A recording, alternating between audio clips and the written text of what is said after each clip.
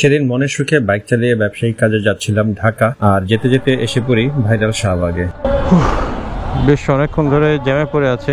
এটা হচ্ছে সেই ঐতিহাসিক শাহবাগ। আমি একটু কারণ বাজার যাব, বাট কোন দুঃখে যে আমি আজকে শাহবাগ এদিক দিয়ে ঢুকে গেলাম। জ্যাম, আর জ্যামের কারণ নিশ্চিত সামনে কোনো সমাবেশ। তারপর বাইক নিয়ে চিপা চাপা দিয়ে মুচড়ে সামনে চলে যাই, আর যে দেখি আর্মি পুলিশ সব অসহায়ের মতো নিরুপায় হয়ে তাকিয়ে আছে।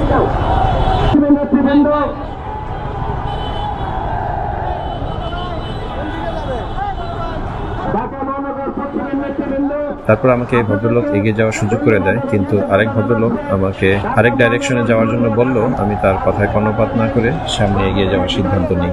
আর এহেন পরিস্থিতিতে সাংবাদিক ভাইও সৌজন্যমূলক হাসি ছাড়া আর কিছুই দিতে পারে।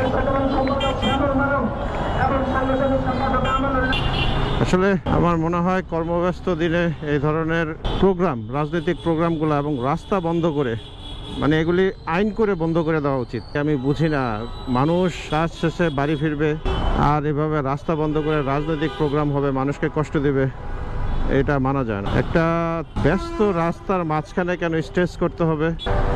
এই যে জনগণগুলো যারা জ্যামে আটকে আছে, এই লোকগুলোর অপরাধ কি আসলে আমি বুঝি না। এনিওয়ে, ব্লগ আসলে এভাবে করা হয় না। গোপ্রোটা মূলত সিসি ক্যামেরার মতো ইউজ করি, বাট কিছু কিছু ঘটনা আসলে শেয়ার না করে থাকা যায় না। এগুলি আসলে মানুষের কষ্ট, মানুষ বিরক্ত হয়, ভোট খুব একটা বাড়ে বলে আমার মনে হয় না।